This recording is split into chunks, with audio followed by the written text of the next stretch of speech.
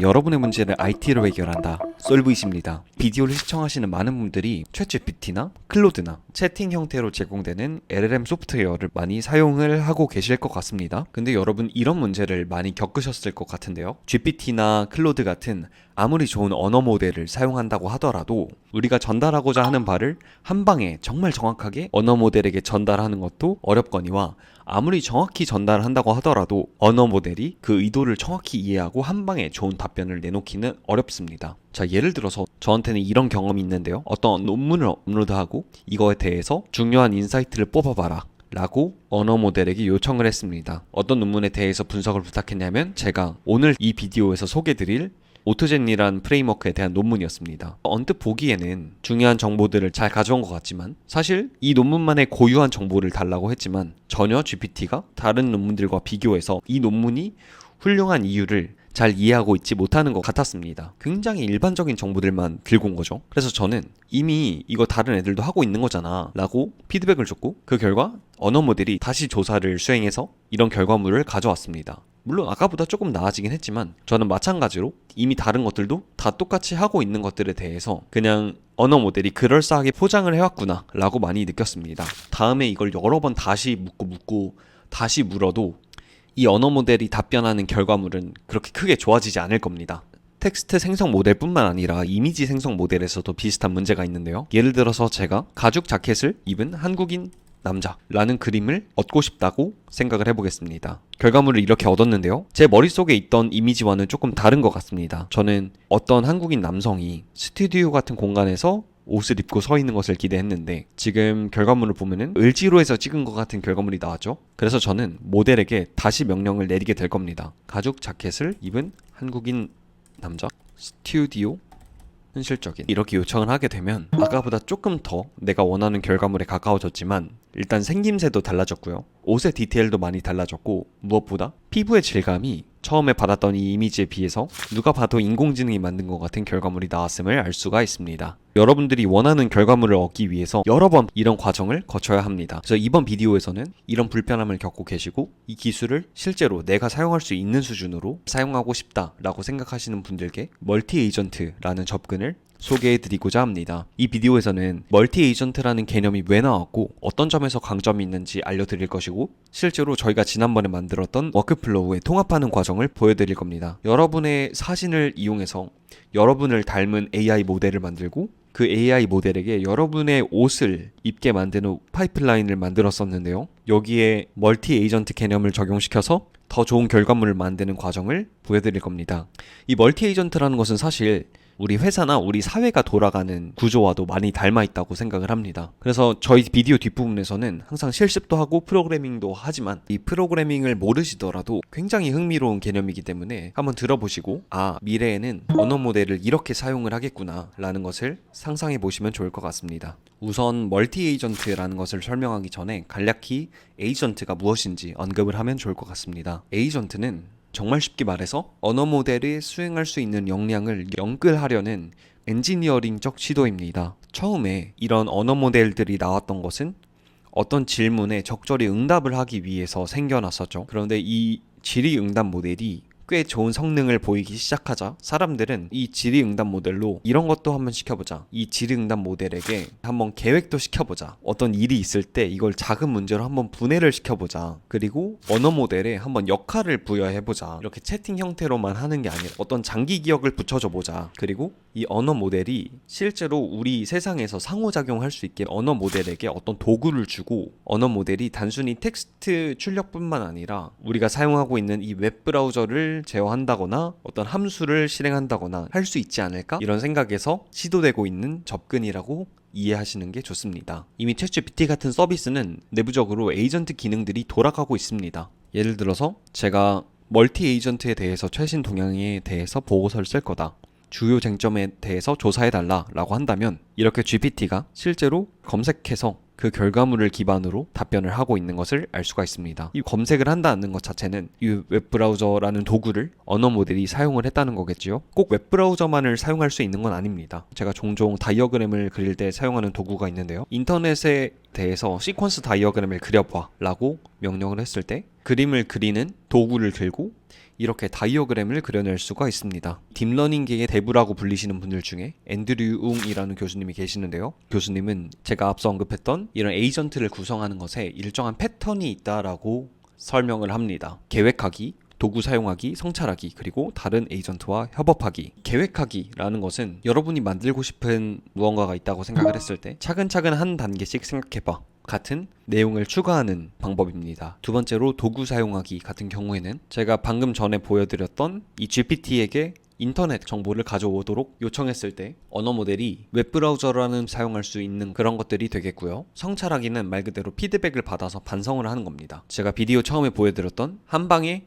제 의도와 의중을 완벽하게 파악하지 못하는 GPT에게 지속적으로 제가 피드백을 주는 과정이 성찰하기 속한다고 볼 수가 있겠고요. 이 멀티 에이전트라는 것은 다른 에이전트와 협업을 하는 패턴을 보이는 에이전트를 의미합니다. 잠시 후에 저희가 가져온 예제와 함께 보면은 훨씬 더 이해가 잘 될 거라고 생각을 합니다. 그렇다면 이 멀티 에이전트라는 것은 어떻게 만들 수가 있을까요? 이미 사람들이 다른 에이전트와 협업하는 패턴을 적용해서 다양한 목적으로 만들어둔 에이전트들이 있고요. 여러분들만의 멀티 에이전트를 구축하고 싶으시다면 이런 것들을 이용을 하시면 되겠고요. 유튜브에서는 이미 훌륭하신 분들이 그루 AI나 랭체인 기반의 랭그래프 같은 것들을 이미 소개를 해주셔서 링크로 남겨두고 저는 마이크로소프트에서 주도적으로 개발하고 있는 오토젠이라는 프레임워크를 소개해드리도록 하겠습니다. 새로운 기술이기 때문에 각각의 프레임워크들이 애초에 엄청나게 성숙한 단계가 아닙니다. 그래서 아직까지는 무엇을 고르든 큰 상관이 없다라고 말씀을 드리고 싶고요. 지금 뭐가 더 좋다고 하더라도 어느 순간 누가 어떻게 베껴갈지 몰라요. 훨씬 더 시간이 지난 뒤에야 어떤 것이 살아남아 있을지 알게 되겠죠. 이 Relevance AI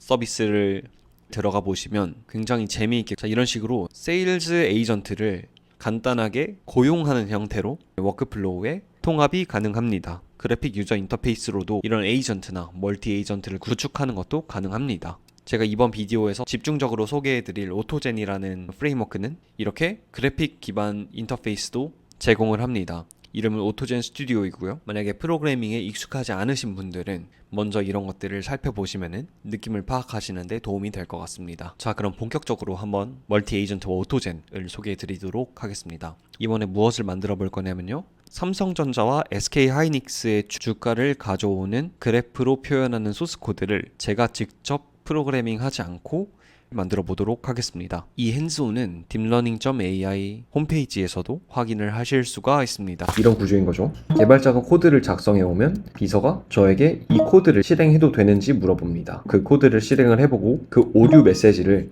다시 개발자에게 전달합니다. 그럼 개발자는 다시 그 실행을 해보고 그 결과를 비서에게 전달하겠죠. 이 작업을 여러 번 반복하면서 저에게 최종 결과물을 가져오게 될 겁니다. 비주얼 스튜디오 코드를 열고 가상 환경부터 만들어주도록 합시다. 벤브라는 가상 환경 만드는 프로그램을 이용해서 요 경로에 가상 환경을 생성합니다. 소스 요 경로에 빈 액티베이트 하시면은 가상 환경이 활성화가 되고요. main.py라는 아무 파이썬 스크립트나 하나 만들어서 우선 구조를 한번 잡아보도록 합시다. 소스코드 구조는 이렇게 됩니다. 필요한 라이브러리들을 가져오고 그 다음에 저희가 언어 모델을 실행하는 데 필요한 환경 변수를 가져올 거고요. 그 다음에는 코드를 만들 수도 있어야겠지만 코드를 실행할 수도 있어야 하잖아요. 그래서 소스코드를 실행하는 에이전트를 만들 겁니다. 그리고 이들 둘이 대화를 하면서 소스코드를 만드는 에이전트가 소스코드를 잘 만들었으면 실행기한테 실행을 부탁할 겁니다. 그리고 이 실행기가 소스코드 실행이 잘못됐다라고 판단을 하면서 오류 메시지를 전달을 하면 소스코드를 만드는 에이전트가 받아서 성찰을 하고 그 성찰을 바탕으로 새로운 코드를 작성하고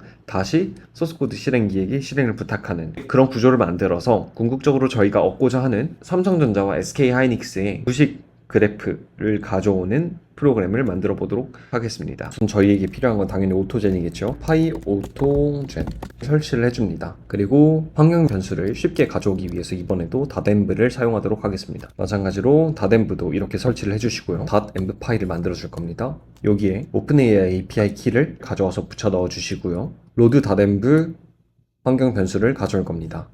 자, 그리고 저는 소스코드 실행기를 만들었습니다. 소스코드 실행기를 만들기 위해서 오토젠이 제공하는 로컬 커맨드 라인 코드 엑세큐터라는 것을 가져왔고요. 말 그대로 이 코드 엑세큐터가 언어 모델이 생성한 소스 코드를 실행하는 데 필요한 클래스입니다. 저는 이때 저희가 방금 만들었던 가상 환경처럼 특정 가상 환경 안에서만 이 코드가 실행되도록 만들기 위해서 create 가상 환경 함수를 같이 인풋을 해줬고요. 그리고 경로를 조금 더 쉽게 다루기 위해서 패스 클래스를 가져왔습니다. 자, 그 다음은 에이전트를 만들 차례입니다. 우선 로드 다덴벨을 통해서 가져온 환경 변수를 불러오기 위해서 OS 모듈을 가져왔고요. 저는 에이전트를 총 2개를 만들었는데요. 하나는 개발자입니다. 하나는 개발자가 작성한 소스 코드를 실행한 결과물을 저 대신에 이 개발자에게 다시 전달해주는 일을 수행하는 비서 같은 에이전트를 만들어 보았습니다. 네, 그럼 마지막으로 이 주식 코드를 만드는 회사를 이제 굴려야겠죠. 우선 오늘의 날짜를 가져올 수 있어야 하므로 데이트 타임 모듈을 가져오겠습니다. 그리고 이렇게 코드를 작성해 봤는데요. 프롬프트는 오늘의 날짜는 today야. 삼성전자와 SK하이닉스의 YTD를 시각화하는 그래프를 만들어줘 라고 이 코드 작성 에이전트, 그러니까 개발자죠. 이 개발자에게 메시지를 담아 전달을 할 겁니다. 파이썬 3 main.py로 실행을 해주도록 하겠습니다. 그럼 개발자가 지금 이제 코드를 작성을 했고 이제 이 코드 실행기에게 이 코드를 실행시켜 라고 명령을 보내면 코드를 실행하는데요. 근데 이렇게 오류가 발생을 한 것을 알 수가 있습니다.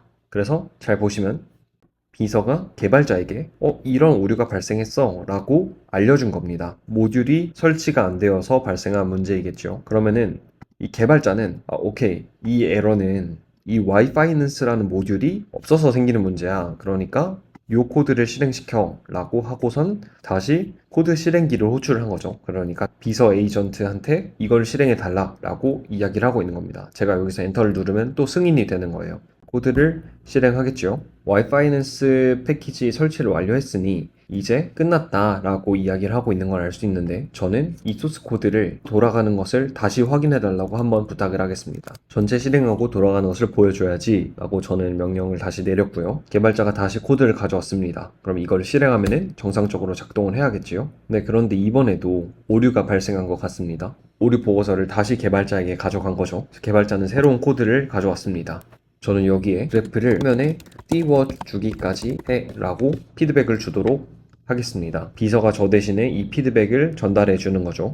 네, 그럼 이런 장표가 나온 것을 확인을 하실 수가 있습니다. 그런데 사실 눈썰미가 좋으신 분들은 도대체 이것이 어떤 효용이 있는 것인지 아직 잘 감이 잡히지 않으실 수 있을 것 같습니다. 방금 저희가 보여드렸던 에이전트라는 거는 명시적으로 계획을 하지도 않았고 다른 에이전트와 협업하지 않았습니다. 왜냐하면 비서는 단순히 코드 결과를 개발자에게 다시 전달하는 일만 했을 뿐이니까요. 방금 전처럼 저희가 소스 코드를 작성하고 그 오류 보고서를 개발자에게 전달하는 그 굉장히 단순한 워크플로우에서는 사실 멀티 에이전트 같이 복잡한 기능이 필요가 없습니다. 하지만 아까 비디오 도입부에서 말씀드렸던 지난번에 만들었던 워크플로우 같은 경우에는 저희가 결과적으로 얻고자 하는 것을 얻기까지의 과정이 굉장히 복잡합니다. 이런 경우에 하나의 언어 모델에 너무 많은 일을 시키게 되면은 하나의 언어 모델이 자꾸 맥락을 놓치고 실수를 할 뿐만 아니라 결과물이 좋지 않거나 계속 불안정한 모습을 보이는 것을 실제로 제가 확인을 했습니다. 지난번에 저희가 만들었던 ODP기 파이프라인의 경우에는 크게 2가지의 문제가 있었습니다. 첫 번째 문제는 퀄리티 문제입니다. 퀄리티가 어떻게 나빴냐면 저희가 여자 모델을 생성했을 때는 굉장히 품질이 좋다고 느껴질 만한 결과물이 나왔는데 IP 어댑터를 여러 번 거쳐서 그 사람의 얼굴도 우리의 얼굴을 반영시키고 이 사람이 입고 있는 옷에도 우리가 가지고 있는 옷의 정보를 넣어주다 보니 이런 피부 디테일들이 많이 부자연스럽게 되어 버렸습니다. 또 옷은 굉장히 자연스럽게 잘 나왔다고 하더라도 손가락이 하나가 없기도 하고요. 이런 것들이 전체적인 퀄리티를 떨어뜨린다는 문제가 있습니다. 두 번째로 유연성 문제가 있었습니다. 저희는 옷장 속에 있는 다양한 옷들을 입히려고 했습니다. 그런데 프롬프트가 항상 블랙 재킷이라고 고정이 되어 있다면은 저희가 다양한 옷들을 입힐 수가 없겠죠. 저희가 파이프라인은 만들었지만 다른 옷을 입히고자 할 때마다 IP 어댑터에 다른 이미지를 넣어줄 뿐만 아니라 프롬프트도 다른 프롬프트를 계속 넣어줘야 되는 상황이 발생을 하는 거죠. 이 문제들을 멀티 에이전트로 풀어볼 수 있습니다. 예를 들어서 어떤 의류를 판매하는 쇼핑몰이 있다고 생각을 해봅시다. 처음에는 프로젝트 매니저가 모델한테 아무 옷이나 한번 그냥 입고 나오세요 라고 이야기를 하겠죠. 자, 그럼 모델이 어떤 옷을 입고 나와서 프로젝트 매니저한테 보고를 합니다. 좋았습니다. 그러면은 프로젝트 매니저가 의상 감독을 불러서 야, 지금 모델이 잘 입고 있는 건지 한번 확인해봐 라고 하겠죠. 그러면 다시 의상 감독이 프로젝트 매니저에게 지금 저 옷을 좀 잘못 입고 있는 것 같습니다 라고 이야기를 하면은 프로젝트 매니저가 그럼 의상 감독한테 야 그러면 너가 적절한 옷을 입히도록 시켜 라고 이야기를 할 거고, 그럼 프로젝트 매니저가 다시 의상 감독에게 모델에게 적합한 옷을 입히게 만들 수 있을까를 고민을 하겠죠. 사실 의상 감독이 프로젝트 매니저에게 모델이 옷을 잘 입고 나왔습니다 라고 한다면 프로젝트 매니저는 그때 오케이 그러면은 이제 포토샵 전문가한테 어색하게 만들어진 부분들을 좀 고쳐주세요 라고 모델의 사진을 전달하게 될 거고, 포토샵 전문가가 그 결과물을 다시 프로젝트 매니저에게 가져오면 저는 프로젝트 매니저에게 그 받은 결과물을 확인만 해보면 되겠죠. 이 각각이 실제로 사람이어도 괜찮지만 언어 모델이 이 자리를 대신하더라도 사람이 아니라 언어 모델이 하게 한다는 차이점만 있을 뿐입니다. 말씀드린 내용을 구현하기 위해 우선 전체적인 구조를 한번 생각을 해보겠습니다. 저희가 두 개의 파일을 사용할 건데요. 하나는 에이전트 들이 들어갈 파이썬 파일 하나와 도구들이 포함될 파이썬 파일 하나를 만들어 주도록 하겠습니다. 우선 도구의 관점으로 한번 바라보도록 합시다. 저희는 에이전트가 AI 모델을 생성할 수 있게 할 거고요. 그리고 생성되는 AI 모델이 항상 가죽 자켓을 입고 나오지 않고 동적으로 그때그때 필요한 프롬프트들을 만들어낼 수 있도록 리뷰를 받아서 더 나은 프롬프트를 만들어주는 도구를 만들 거고요. 그리고 모델의 사진을 받아서 이 모델이 제대로 된 옷을 입고 있는지, 우리가 입히고자 했던 옷을 잘 입고 있는지를 확인하는 리뷰 클로스 함수를 만들 거고요. 손이 좋지 않다라는 문제를 개선할 수 있도록 이 사진에 손이 존재하는지를 확인하는 리뷰 핸즈 함수, 그리고 손을 고치는 기능을 가지고 있는 픽스 핸즈 함수를 만들도록 하겠습니다. 그리고 전반적인 AI 모델의 품질을 향상시켜 주기 위한 업스케일이라는 함수를 만들어 주도록 하겠습니다. 다시 agent.py 파일로 돌아와서 에이전트들을 만들어 줄 겁니다. 우선 방금 전에 저희가 만든 이 generate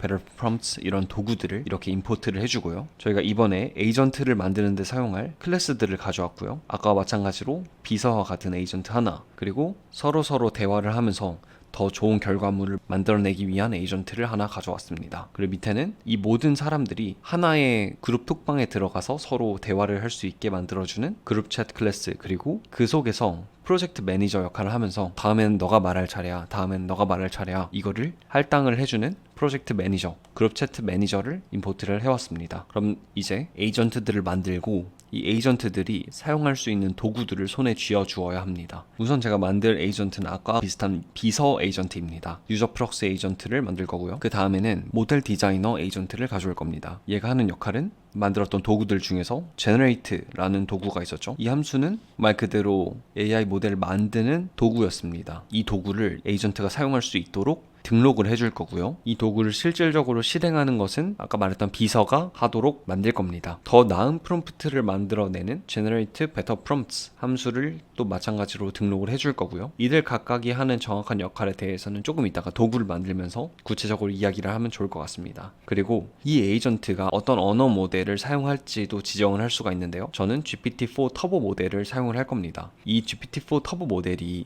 이 함수들이 어떤 목적으로 사용될 수 있는 도구인지를 이해시키기 위해서 저는 이 함수들의 독스트링, 그러니까 함수의 주석을 사용을 할 겁니다. 저희가 이 각각의 도구를 만들 때 이 도구에 대한 주석을 정말 잘 작성을 해 두어야 합니다. 그 다음으로는 모델의 의상의 품질을 검토하는 모델 클로스 QA 매니저를 만들었습니다. 얘도 마찬가지로 GPT-4 터보 모델을 사용할 거고요. 리뷰 클로스, 이 에이전트가 하는 일은 이 리뷰 클로스라는 이 함수, 이 도구를 사용을 해서 모델 사진을 입력받고 그 모델이 우리가 입히려고 했던 옷을 잘 입고 있는지를 판단해서 보고서를 만들어주는 역할을 수행합니다. 자, 그러면은 여기까지만 놓고 보면은 의상의 품질을 평가하고 보고서를 제출했어요. 그러면은 방금 전에 받은 보고서를 바탕으로 더 나은 프롬프트를 한번 만들어보자. Generate Better Prompts, 이 도구를 호출을 해서 더 나은 프롬프트를 생성을 할 거고요. 그렇게 생성한 프롬프트를 이 generate 함수에다가 넣어서 AI 모델을 다시 만들어내는 구조가 되겠죠. 나머지 에이전트를 마저 만들어 봅시다.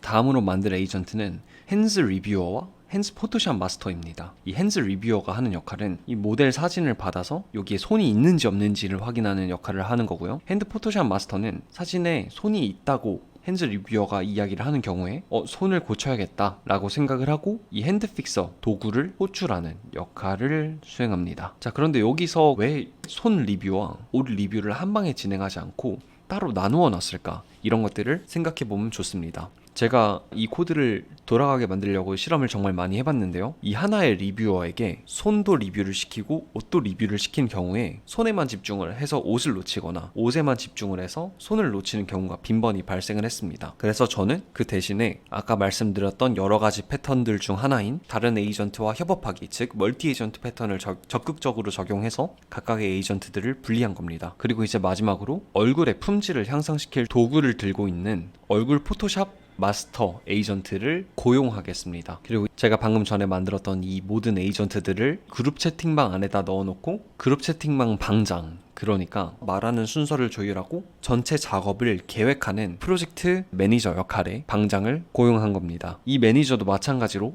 GPT-4 터보 모델을 사용합니다. 그리고 저는 지난번에 제가 사용했던 이 옷과 이 제 사진을 이 같은 디렉토리에 가져다 놓고 얼굴 파일의 경로, 옷 파일의 경로를 이렇게 지정을 해준 뒤에 프롬프트로 코리안맨 풀 바디샷만을 입력하도록 하겠습니다. 이번에 프롬프트에는 블랙 재킷이라는 단어가 빠져버렸죠. 그 블랙 재킷이라는 것도 여러 개의 에이전트들이 서로 대화를 하면서 만들어 볼 것이기 때문에 제외를 시켰습니다. 그리고 initiate chat 메서드를 호출하고 어떤 메시지를 보낼지 지정을 해주면 에이전트들이 서로 대화를 하기 시작합니다. 하지만 지금 이 상태로 당연히 돌지가 않겠죠. 왜냐하면은 앞서 저희가 만들어 두었던 도구들이 전부 정의되지 않은 채로 비어있기 때문입니다. 이제 이걸 한번 같이 만들어 보도록 합시다.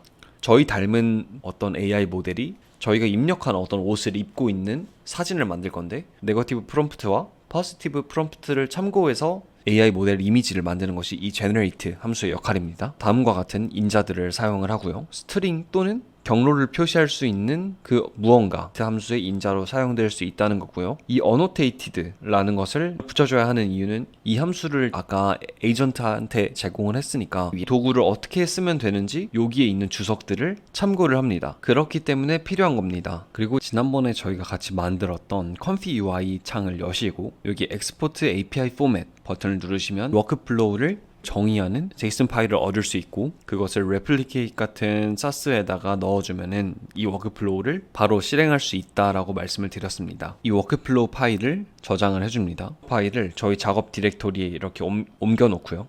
한번 열어보시면 이렇게 기나긴 제이슨 파일이 있음을 확인하실 수가 있습니다. 다 이제 툴로 다시 돌아오셔서 workflow dict라는 변수를 만들고 여기에 방금 전에 저희가 만든 제이슨 파일을 복사해서 이렇게 붙여 넣어 주겠습니다. 그리고 다시 돌아와서 이걸 이렇게 잠깐 접어줄게요. 저희가 만든 이 제이슨 파일을 그냥 저희 로컬에서 돌리는 게 아니라 이 replicate이라는 SaaS를 사용을 할 겁니다. 자, 가입을 하신 다음에 검색창에 confi UI 라고 검색을 해보시면 여기에 FOFR Any Confi UI Workflow 라는 모델을 찾을 수가 있습니다. 여기 들어가 보시면요, 이런 창이 있는 것을 알 수가 있는데 여기 왼쪽에 이 Workflow JSON이 있죠. 여기에다가 방금 전에 저희가 파이썬 파일에 복사해 넣은 그 딕셔너리 넣어주기만 하면은 저희가 confi UI에서 만들었던 그 워크플로우가 그대로 훨씬 더 좋은 GPU에서 실행이 되도록 만들 수 있는 겁니다. 저는 여기를 파이썬으로 전환을 해서, 자, 이쪽에 보시면은 replicate 을 임포트한 다음 이런 방식으로 API를 호출하면 된다 라고 이야기를 하고 있고요. 여기에서 replicate API 토큰을 가져오라고 이야기를 하고 있습니다. 자, 그럼 한번 해보겠습니다. 우선 pip install replicate를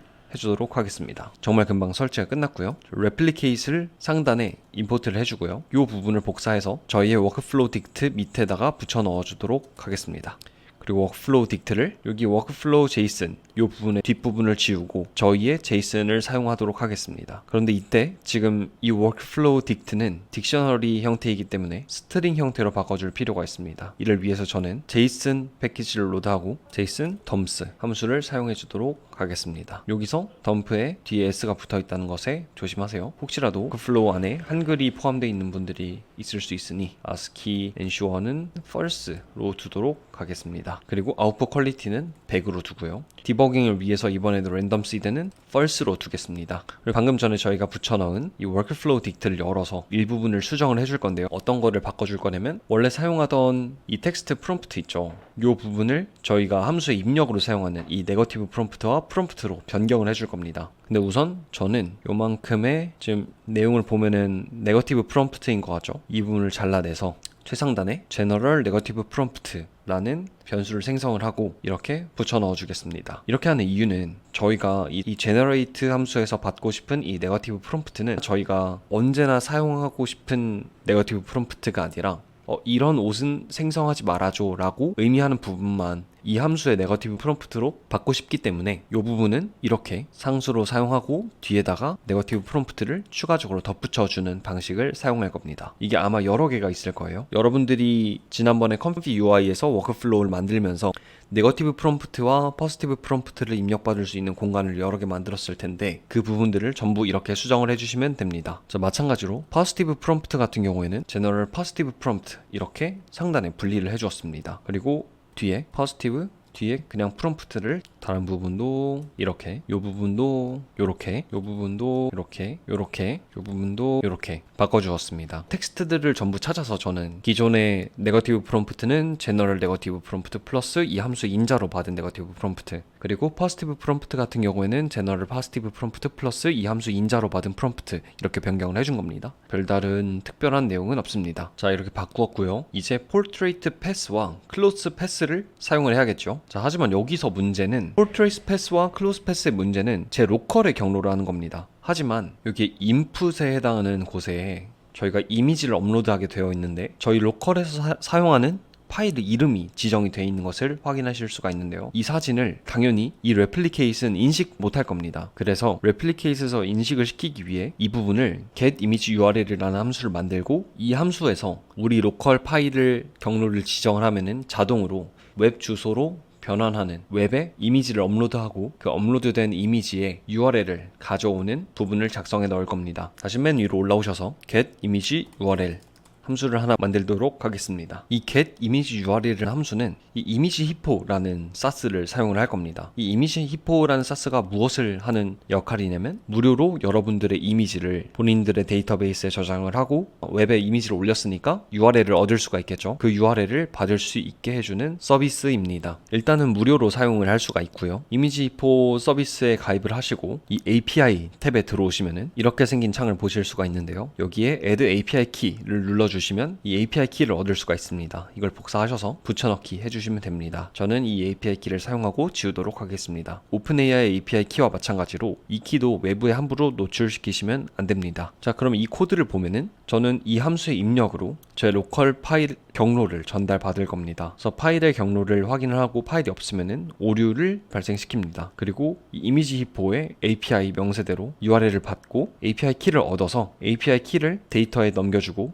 그리고 제가 업로드할 이미지 파일을 바이너리 형태로 읽어서 포스트 요청으로 파일즈에 덧붙여서 보내고 리스폰스를 받도록 구성이 되어 있고요. 그 리스폰스의 제이슨을 까서 그 안에 들어있는 뷰 URL을 가져오면은 이미지 URL을 얻을 수 있습니다. 그래서 다시 제너레이트 쪽으로 돌아오시면은 저는 여기에 이미지 제 로컬 경로 대신에 이미지 히포 호스팅 서비스에 업로드해서 받은 URL을 사용하도록 변경할 겁니다. 이 부분은 옷에 해당하는 부분이니까요. 옷 경로를 넣어 주었고요. 또 다른 이미지 키들을 찾아서 제 얼굴이 들어갔던 부분이니까요.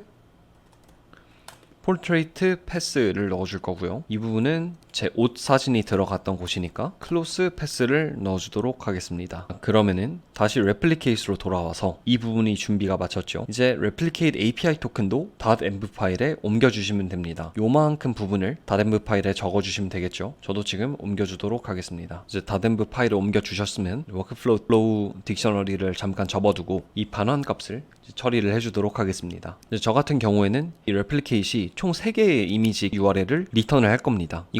이거를 따라 하시는 분들마다 조금씩 다를 것 같은데 저 같은 경우에는 세이브 이미지 노드를 3개 만들었기 때문에 완전히 AI로만 만들어진 이미지 그리고 제 얼굴이 반영된 이미지 그리고 마지막으로 제 얼굴과 제 옷이 반영된 이미지 이렇게 3개의 URL이 출력이 될 겁니다. 저는 이들 중에 관심이 있는 거는 이 맨 마지막 녀석밖에 없기 때문에 return face close를 해주도록 하겠습니다. 자, 이때 이 face close는 여전히 URL입니다. 웹 URL이기 때문에 이걸 다운로드 받아서 제 로컬의 어떤 경로에 저장한 다음에 그 경로를 반환해야 합니다. 왜냐하면 저희는 이 annotated 클래스에다가 생성된 모델 사진의 경로다 라고 명시를 해두었기 때문입니다. 이를 위해서 저는 다운로드 이미지라는 함수를 만들고 이 함수가 URL로부터 이 이미지를 다운로드 받고 그 다운로드 받은 이미지의 경로를 반환하도록 코드를 작성해 볼 겁니다.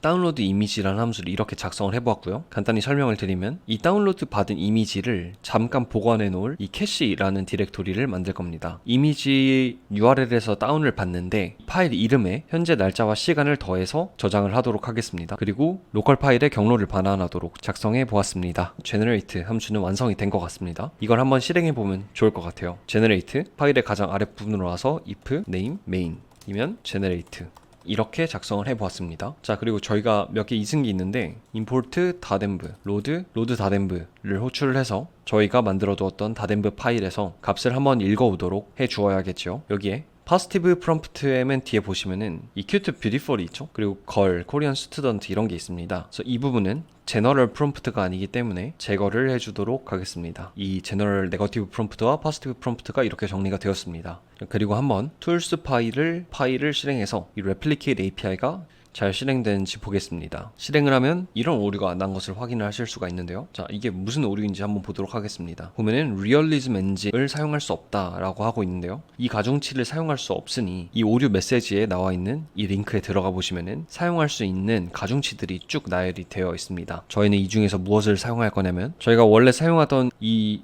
realism stable diffusion 가중치와 최대한 느낌이 비슷한 주거넛 엑스라지, 디퓨전 포토, V2 모델 체크 포인트를 사용하도록 하겠습니다. 이 친구는 이 페이지에서 지원하는 가중치 중 하나이기 때문에 잘 돌 것이라고 생각을 합니다. 자, 약간의 시간이 흐르면은 이렇게 결과물을 얻은 것을 확인을 하실 수가 있고요. 이 맨 마지막에 요거를 파일로 저장합니다 라고 나와 있고요. 눌러보시면 이 replicate에서 생성한 이미지가 알 수가 있고요. 이 캐시 디렉토리를 열어보시면 마찬가지로 저희가 이 URL에서 다운로드 받은 이미지가 저장되어 있는 것을 확인하실 수 있습니다. 그 다음으로 만들어 볼 함수는 review close 함수입니다. 요거는 조금 이따가 만들게요. review close 함수를 먼저 만들 겁니다. 이 review close가 하는 일은 생성된 모델 사진에 내가 업로드한 옷이 충분히 잘 반영이 되고 있는지 검토하는데 에이전트가 사용하는 도구인 거죠. 제가 반영하고 싶은 옷의 경로 그리고 제가 방금 전에 생성한 이 모델의 경로를 넣을 겁니다. 그리고 저는 코드를 이렇게 작성해 보았습니다. 아까 마찬가지로 get image URL로 제 로컬 경로를 주고 이미지포에서 받아온 URL을 보관을 할 거고요. 그리고 OpenAI 클라이언트를 받아서 GPT-4o 모델을 사용해서 제 옷과 생성된 결과물을 주면서 어떤 차이가 있는 것 같은지 한번 물어볼 겁니다. 나는 두 개의 사진을 너한테 보여줄 거고 첫 번째는 옷 사진이고 두 번째는 모델 사진인데 만약에 두 번째 사진에 첫 번째 옷이 충분히 동일하다면 그냥 유사도 99라고만 대답하고 그렇지 않으면은 그 차이를 구체적으로 설명해 줘 라고 프롬프트 작성했고요. 어떻게 답변하면 좋은지 포맷을 같이 작성을 해 주었습니다. 오픈AI를 API를 사용하니까 import OpenAI를 임포트를 해주고요. 그 다음으로 아까 review close 위에 있었던 이 generate better prompts를 만들어 보도록 하겠습니다. 이 도구는 방금 전에 저희가 만들었던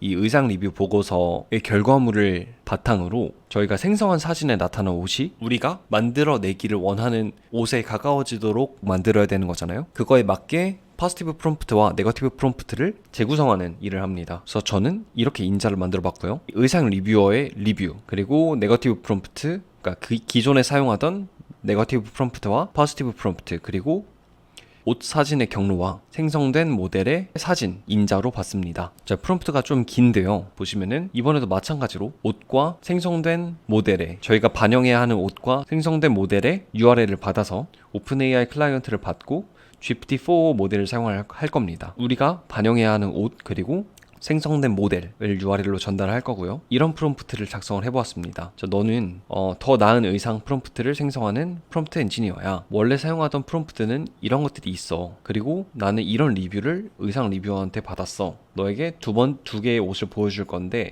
그 옷들은 이런 거고 그걸 바탕으로 프롬프트를 만들어. 근데 이런 규칙을 지켜야 해 라고 저는 명령을 해줬고요. 이렇게 여러 가지 예시를 나열한 이유는 생각보다 이 GPT-4 모델이 이 프롬프트를 만드는 작업을 잘 못했습니다. 특히 가장 헷갈려한 거는 포지티브 프롬프트와 네거티브 프롬프트 이 모두에는 어떤 부정 단어가 들어가면 안 되는데 그런 부정 단어를 계속 적어내는 실수를 반복하기 때문에 제가 이렇게 조금 더 구체적으로 적어주게 되었습니다. 그리고 반환값은 어떤 의상과 어떤 모델 사진에 대해서 새로운 프롬프트를 제안합니다 하고 더 나은 add 프롬프트와 remove 프롬프트 이 값을 담아서 반환하게 됩니다. 그것이 generate better prompt의 역할이었습니다. 그럼 마찬가지로 review hands도 빠르게 만들어 보도록 하죠. review hands는 생성된 사진에서 손의 존재 유무를 파악하는 함수이고요. 이번에도 당연히 GPT-4o 모델을 사용합니다. 모델 사진을 받아서 URL로 만들고요. 그거를 모델에 이미지 URL로 넘겨주고 그리고 이런 프롬프트를 작성해봤습니다. 주머니에 손을 살짝 넣고 있으면 뭐 10% 정도만 드러난 것일 거고 어떤 물건 뒤에 손들이 반쯤 가려져 있으면 50% 정도 드러난 것일 테고 두 손바닥을 활짝 펴고 보여주고 있으면 100% 드러난 것이다. 그래서 몇 %인지 알려달라 라고 이야기를 합니다. 이 정보는 어디 사용되냐면 손이 거의 존재하지 않는데 저희가 이후에 실행할 이 핸드 픽싱을 하면은 품질이 오히려 열화되는 문제가 발생을 합니다. 이미지의 품질이 오히려 떨어져 버리는 현상이 발생을 해버립니다. 그래서 이미지에 손이 안 보이면 그냥 실행을 하지 않도록 만들기 위해서 이런 정보를 제가 GPT-4o에게 달라고 부탁을 하는 겁니다. 자, 그 다음으로 작성할 함수는 fix hands 함수입니다. 함수의 설명에는 모델의 손이 많이 드러나 있는 경우에 잘못된 손을 고친다 라고 되어 있습니다. 당연히 생성된 모델 사진에 경로를 입력받고요. 이 손을 고치는 작업은 저희가 직접 구현할 게 아니라 아까와 마찬가지로 replicate에 가서 검색창에 hands restoration을 검색을 합니다. 자, 그러면 이런 화면이 나오는데요. 여기 잘 보시면은 손이 굉장히 어색하게 나와 있죠. 이게 생성 모델이 손 생성을 굉장히 어려워하기 때문에 발생하는 문제인데 restoration을 거친 결과물은 아까보다 훨씬 더 자연스러운 것을 확인하실 수가 있습니다. 이번에도 자, 파이썬 탭을 눌러보시면은 아까 했던 과정들이라 이거는 할 필요가 없고요. 이 밑에 이 부분을 그대로 복사를 하셔서 저희 함수에 붙여 넣으신 다음에 저희 input 파일을 지우시고 get image URL에 generated model pass를 전달해 주면 됩니다. 그리고 손을 고친 이미지의 반환값을 이렇게 지정을 해줍니다. 자, 마지막으로 upscale 함수입니다. 이 업스케일에서는 이 모델을 만들 때 사용된 프롬프트를 입력받아서 모델의 얼굴을 더욱 사실적이고 자연스럽게 후처리하는 역할을 수행하는 도구라고 할 수 있겠죠. 이번에도 마찬가지로 replicate를 사용을 할 겁니다. 자, 검색창에 portrait라 검색하시면은 ultimate portrait upscale 확인하실 수가 있는데 미리 보기 보이시는 것처럼 이렇게 조금 더 선명하고 사실적인 이미지를 만들어 줄 수 있습니다. 물론 이때 이 포지티브 프롬프트와 네거티브 프롬프트는 잘 조절을 해줘야 돼요. 이 포지티브 프롬프트 보면은 요 비즈니스 포트레이트 오브 맨 이렇게 나와 있죠. 이런 것들은 저희의 상황에 맞지 않을 수 있으니 적당히 변경을 잘 해줘야 합니다. 여기에 파이썬 마찬가지로 들어가셔서 이 부분을 복사하신 다음 저희 거에 붙여 넣어주시면 됩니다. 아까 똑같죠? 이미지는 get image URL에 generate model pass 넣어주시고요. 그리고 네거티브 프롬프트는 general 네거티브 프롬프트 그리고 포지티브 프롬프트는 general positive prompt에 저희가 생성할 때 사용했던 프롬프트를 사용을 할 겁니다. 그리고 스텝스와 디노이즈를 조금 바꿔주도록 하겠습니다. 생성된 이미지의 URL은 다시 다운로드 받고 그 다운로드 받은 경로를 반환하도록 하겠습니다. 대망의 에이전트를 돌리러 가기 전에 마지막으로 조금만 더 수정을 하도록 하겠습니다. 저희한테 지금 어떤 문제가 남아있냐면 이 get image URL이라는 함수가 내부적으로 이미지 히포라는 사스를 사용해서 이미지의 URL을 얻어오는 구조잖아요. 그런데 이 이미지 히포라는 곳에 온전하게 올라가기 전에 오픈AI API를 호출하면서 여러 가지 오류가 발생할 수 있습니다. 그래서 저는 이미지 히포 API를 매번 호출하는 게 아니라 최대한 적게 호출할 수 있도록 이런 부분을 추가해 보았습니다. 이 코드가 무엇을 하는 건지 정확히 이해하실 필요는 없지만 그래도 말씀을 간단하게 드리면은 지금 구조라면은 똑같은 파일들을 계속 이미지 힙 사스에 계속 업로드를 하게 되잖아요. 그런 게 아니라 만약에 똑같은 이미지를 업로드를 한다면은 저희가 계속해서 똑같은 이미지를 다시 업로드를 해서 새로운 URL을 받는 게 아니라 기존에 받아두었던 URL을 사용하도록 만드는 소스 코드라고 생각을 해주시면 됩니다. 이 함수는 이렇게 생겼고요. 그리고 깜빡하고 등록하지 않았던 여기 어노테이션도 추가를 해주도록 하겠습니다. 리뷰 클로스 작성했고요. generate better prompts에 이렇게 추가를 해주었고요. review hands에는 이렇게 추가를 해주었고요. fix hands에는 이렇게 추가를 해주었고요. 마지막으로 업스케일에는 이미 등록이 되어 있네요. 이제 에이전트를 실행해 보도록 하겠습니다. python 3 agent.py 저쪽 보시면요. 제가 프로젝트 매니저에게 고품질 모델 이미지를 생성해 주세요. 얼굴 사진은 여기서 찾을 수 있고 옷은 여기서 찾을 수 있습니다. 프롬프트는 이거를 기준으로 해주세요. 코리안맨 그리고 풀 바디샷을 기준으로 해달라고 이야기를 했습니다. 자, 그랬더니 모델 디자이너가 프로젝트 매니저에게 요 얼굴 사진이랑 요 옷을 반영하고 프롬프트는 이런 거 써서 이 도구를 사용할게 라고 이야기를 한 겁니다. 그래서 지금 도구가 실행이 되고 있고요. Replicate API가 실행이 되고 있겠죠. 자, 그래서 답장이 왔습니다. 들어가 보시면은 이런 결과물이 나왔습니다. 풀 바디샷이라는 프롬프트를 넣었더니 이렇게 나왔어요. 자, 그래서 이제 옷 QA 매니저한테 이야기를 합니다. 지금 고품질 이미지가 생성됐어. 여기 가서 확인해봐. 그래서 확인을 해보시면은 옷을 입고 있는 게 없는데? 라고 하겠죠. QA 매니저가 뭐라고 하는지 한번 봅시다. 마찬가지로 리뷰 클로스라는 함수를 호출했습니다. 지금 생성된 모델은 지금 이런 상태고 우리가 입어야 하는 옷은 이런 옷이야 라고 보고서를 받도록 하겠죠. 그래서 받은 리뷰는 이런 겁니다. 야, 두 번째 사진에서 첫 번째 사진은 옷을 입고 있질 않는다. 모델은 아무 옷도 입고 있지 않다 라고 이야기를 하고 있습니다. 당연히 아무 옷도 입고 있지 않죠. 자, 그래서 생성된 모델 이미지에서 모델이 제대로 반영이 안 된 것 같다. 그러면은 더 좋은 모델을 생성하기 위해서 일단 프롬프트를 재생성해야겠죠. 그래서 프로젝트 매니저는 모델 디자이너가 가지고 있는 이 Generate Better Prompts를 실행하도록 모델 디자이너를 호출했습니다. 다시 모델 만들어 라고 이야기를 했고, 그래서 모델 디자이너는 자기가 가지고 있는 도구를 보다가 우선 더 나은 프롬프트를 만들어야겠다 라고 해서, 야, 리뷰어가 안 입고 있대 라는 정보와 함께 내가 입어야 하는 옷과 그리고 잘못 만들어진 이 이미지를 받았습니다. 중간에 심지어 이렇게 오류가 났어요. 왜 오류가 났냐면 오픈AI API를 콜하다가 문제가 생긴 것 같아요. 자, 그렇게 오류가 발생했지만 프로젝트 매니저는 다시 모델 디자이너를 콜해서 야, 이거 오류가 발생했는데 너 다시 해와 라고 하면서 모델 디자이너한테 시킨 거죠.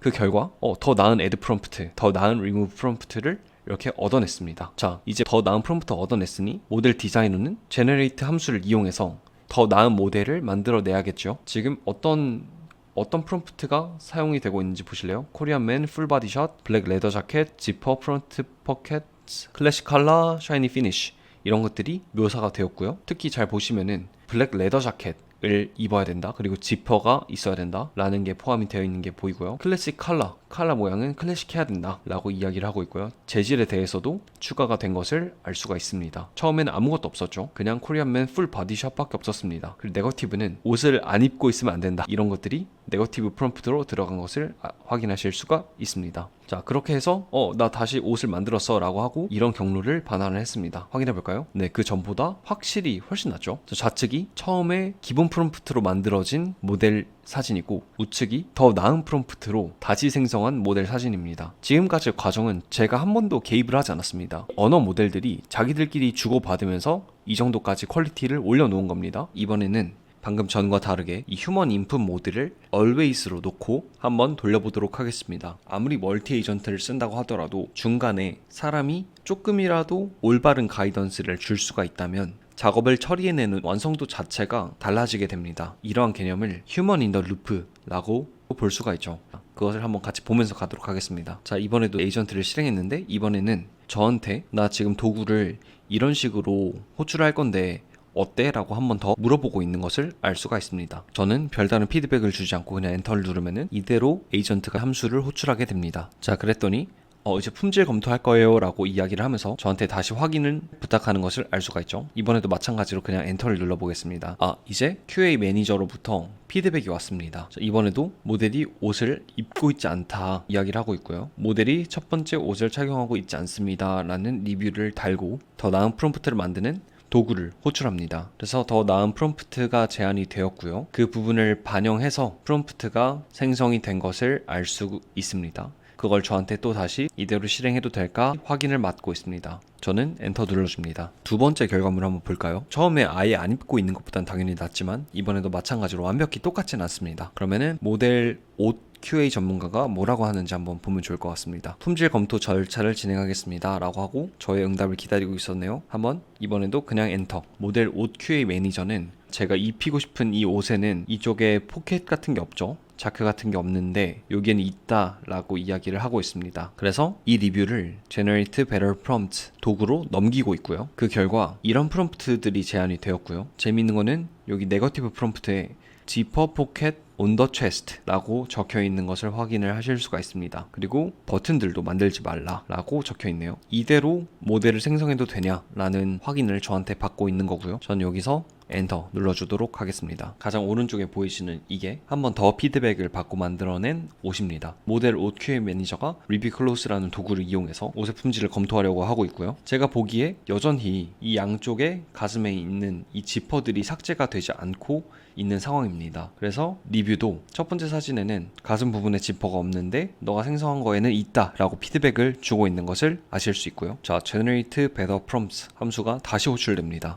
그래서 새롭게 제안받은 프롬프트는 이런 프롬프트들이에요. 자, 그런데 여기에 문제가 발생을 했죠. add 프롬프트에 이렇게 부정 표현이 들어가면은 좋은 결과물을 만들기가 어렵습니다. 그래서 저는 한 가지 피드백을 제공하고자 합니다. first 프롬프트에 no chest pockets라는 부정 표현이 들어갔어 라고 저는 지적을 해주었습니다. 그랬더니 모델 디자이너가 다시 자동으로 대답을 하기 시작을 합니다. 자, 이번에 다시 만들어낸 프롬프트를 보시면 부정 표현이 완전히 빠진 것을 보실 수가 있죠. 이대로 다시 한번 생성을 해보겠습니다. 결과물을 또 확인해 볼까요? 이렇게 보시면은 제가 처음에 업로드를 했던 이 자켓과 거의 동일한 사진이 나왔다는 것을 확인할 수가 있습니다. 처음에 아예 벗고 있었던 거에 비하면 장족의 발전이죠. 지금 방금 제가 생성한 사진은 이 가장 오른쪽에 있는 이 사진이고요. 방금 전에 저희가 생성한 이 이미지에 대해서도 모델 의상 QA 매니저가 모델의 의상을 평가하게 되겠죠. 자, 그래서 모델의 의상 QA 매니저를 호출을 했고 리뷰 클로스라는 도구를 실행할 거라고 이야기를 하고 있습니다. 저는 바로 허용을 해줬고요. 그 결과 제가 처음에 업로드했던 가죽 자켓과 최종적으로 생성된 이 사진은 유사도가 99%라고 이야기를 하고 있습니다. 자, 그럼 그 다음 단계는 무엇이 되어야 할까요? 손이 얼마나 나타나 있는지 평가하고 손이 없다면 얼굴을 더 개선하는 거겠죠. 네, 지금 다음으로 핸즈 리뷰어가 호출이 된 것을 확인을 하실 수가 있습니다. 이제 손 확인할 건데 리뷰 핸즈 도구 사용할 건데 어떡할래? 라고 물어보고 있고 엔터 누르도록 하겠습니다. 자, 성공적으로 손이 드러난 정도가 0%라고 나오고 있고요. 그럼 그 다음에는 얼굴 포토샵 마스터가 호출이 되었고요. 저희가 최종적으로 만들었던 이 사진에 업스케일링을 적용하기 위해서 이 업스케일 도구를 사용하고 있음을 알 수 있습니다. 그렇게 해서 최종적으로 이런 이미지가 생성이 되었고요. 이렇게 조금 밍숭맹숭하고 이 피부결도 너무 뭉개진 듯한 느낌이 드는 것에 비해서 업스케일링 된 이미지는 눈도 조금 더 선명해지고 피부에 더 자연스러운 굴곡이 들어가 있음을 아실 수가 있습니다. 다시 에이전트로 돌아가 보겠습니다. 저희는 이제 모든 파이프라인을 다 마무리를 했고 이제 프로젝트 매니저가 실행을 종료하겠냐고 네, 이 이미지가 만족스러우시면 완료하겠습니다 라고 이야기를 하기 때문에 저는 만족스럽습니다 라고 이야기를 하겠습니다. 만약에 앞서 결과물이 만족스럽지 않다면 휴먼 인 더 루프로 한 번 더 피드백을 주시면 됩니다. 저는 이제 더 이상 할 작업이 없기 때문에 엑싯을 눌러서 이 멀티 에이전트를 종료하도록 하겠습니다. 저희가 지난번에 실제로 우리의 문제를 풀기 위해 만들었던 워크플로우에 통합해서 더 나은 결과물을 만들어 내는 것을 보여드렸습니다. 아무래도 아직 발전 중인 기술이다 보니까 많은 분들이 가지고 계신 궁금증이 이거 멀티 에이전트 한다고 해서 더 유용한 것을 만들지 못하는 것은 아닐까? 이런 걱정들이 굉장히 많다고 느껴집니다. 그 걱정이 완전히 무의미한 걱정은 아닙니다. 실제로 올라가는 성능에 비해서 제가 이번에 멀티 에이전트 시스템을 테스트해 보면서 소비한 오픈AI API의 총액은 거의 5만원, 6만원에 육박합니다. 절대로 적은 금액은 아니라고 할 수 있죠. 그럼에도 불구하고 분명히 멀티 에이전트를 통해서 얻는 전체 시스템의 견고함의 향상폭은 분명히 의미 있는 수준이었다고 생각을 합니다. 저도 준비하면서 굉장히 재미있었어요. 실제로 이렇게 많은 기업들이 에이전트나 멀티 에이전트를 이용해서 프로그래밍이나 생산성이나 우리 삶의 범용적인 도구들을 만들기 위해서 시도를 하고 있다는 것을 확인하실 수가 있습니다. 이 Awesome AI Agents라는 기타브 저장소에 오시면은 이렇게 수많은 프로젝트들이 진행이 되고 있는 것을 확인하실 수 있으니 관심 있으신 분들은 들어와 보시면 좋을 것 같습니다. 여러분들이 만약에 멀티 에이전트 워크플로우를 구축하실 수 있다면 여러분은 어떤 것을 만들어 보고 싶으신가요? 여러분이 어떤 문제를 겪고 그것을 어떻게 해결해 나가고 싶으신지가 궁금합니다. 댓글로 알려주시면 같이 이야기도 나눠보고 저희도 좋은 영감을 얻을 수 있을 것 같습니다. 우리들의 문제를 IT로 해결한다. 솔브이시였습니다.